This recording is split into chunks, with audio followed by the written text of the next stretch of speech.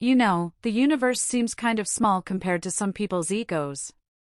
We all know the type. The challenge is speaking to them in a manner that doesn't trigger any childish behaviors. So if you want to avoid that at any cost, you'd better pay attention. Now here are 10 brutal truths that trigger people's egos. Welcome to this channel, the place where future billionaires come to get in space. You are poor in the eyes of someone richer. Do you know what differentiates a millionaire from a billionaire? A billionaire has at least $1,000 million. This might trigger a lot of people, but no matter how rich you think you are, there's always someone out there richer than you. Unless, of course, you're Bernard Arnault. And even then, you can't tell for sure because, well, that's just the official numbers. In any case, no matter how much money you have, there's always going to be something out there that you can spend them all on. And this is why truly rich people don't value themselves based on the amount of money they have in the bank. Instead, they measure their wealth based on how many unique assets they own, which makes things very subjective. Anyway, the key takeaway here is this: if you measure your value in dollar bills, you're going to look poor in the eyes of someone richer. And considering that 40% of the money supply in the US was printed in the last 2 years by the central bank, well, there's a case to be made. That money is kind of worthless right now. Try to explain this to someone with a poor mindset and just see what happens.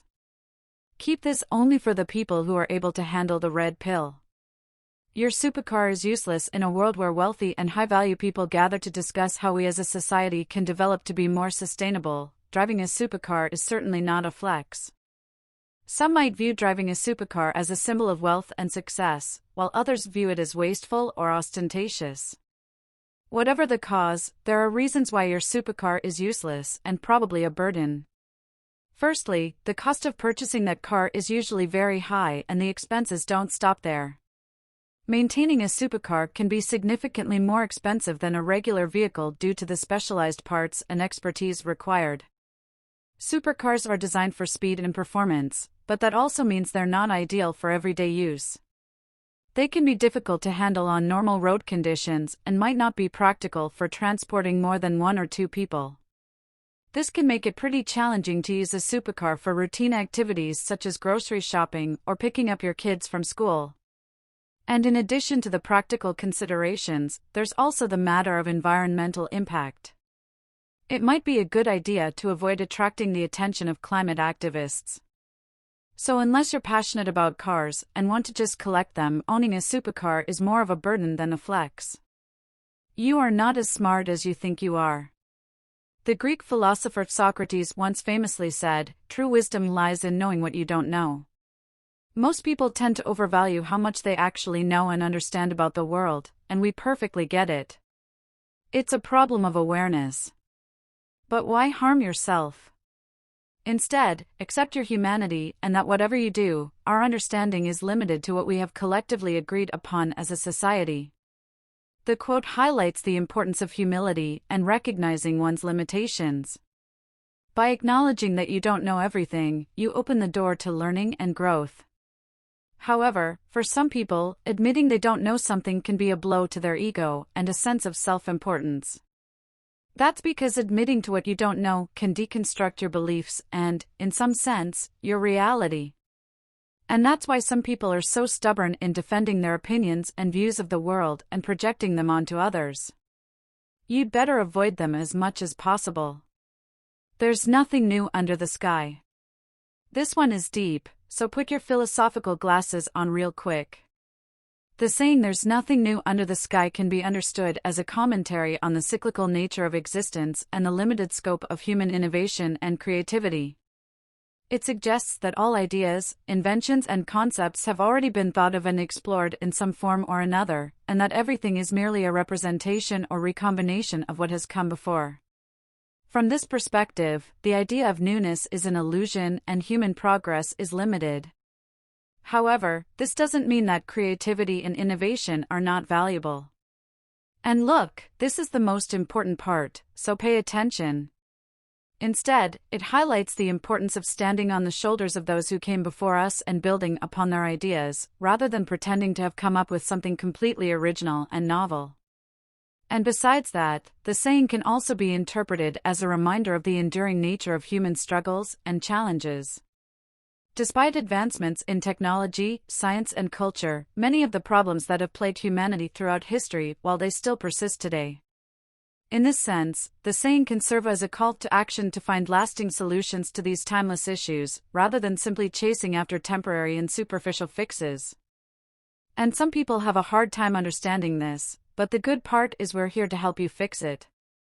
So why not send them this video when they get triggered about their originality? Character matters more than money. Look, this boils down to this, okay?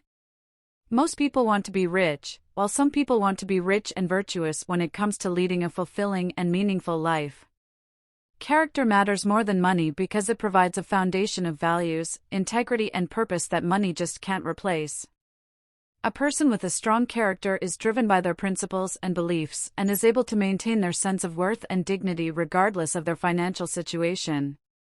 On the other hand, a person who places their worth solely in their financial success, they're more likely to become overly attached to their wealth and to compromise their values in order to maintain it. Makes sense, right?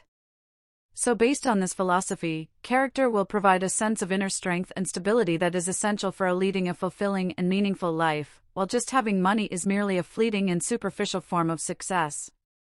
So yeah, it's true. Money without character and proper education will lead to misery. Status is a zero-sum game. Play stupid games, and you will win stupid prizes. Now, we're about to dive into some navalism, so pay attention because knowledge bombs are about to be dropped. According to Naval Ravikant, the pursuit of status is often driven by a desire for validation and the belief that having more status will bring happiness and fulfillment. However, the reality is the quest for status often creates a competitive and hierarchical dynamic in which people are constantly competing for a limited pool of resources. So in other words, if one person gains status, it often means that someone else loses it. In his view, this zero-sum game of status is not only unfulfilling, but it also creates negative social and psychological effects such as anxiety, depression, and a constant feeling of inadequacy. Instead of seeking status, Ravikant encourages people to focus on building their own sense of self-worth and happiness from within, rather than relying on external validation. It doesn't matter who you are on social media, the large majority of social media are victims of pretending to be someone they're not. And believe us when we say this is more harmful than you possibly might think. Research has shown that social media use is associated with increased feelings of anxiety, depression, and low self-esteem. The pressure to present a perfect image on social media can cause people to feel like they're not good enough, leading to feelings of inadequacy and self-doubt. It's important to remember that social media presents a highly curated and idealized version of reality. It's always a good idea to be mindful of the impact it can have on your mental health and well-being. If you see someone struggling with this, it's always good to raise this to their awareness in an empathetic way. That is, of course, unless they're already living in a fake reality on the internet. Nobody cares about your designer clothes.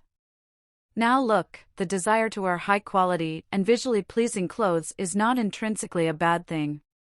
The problem arises when someone is wearing them simply to flex on others and hopes to gain social status. It's important to recognize that the pursuit of material possessions, including designer clothes, can often be driven by societal pressure and the belief that they'll bring happiness and fulfillment. But that's just the dark side of capitalism and marketing trends. We know this will hurt a lot of people's egos, but it's just the facts. It's time to stop acting childish. Your opinion is somebody else's opinion. Nothing new under the sky, remember? What if we told you that your opinion might not actually be part of your authentic thoughts?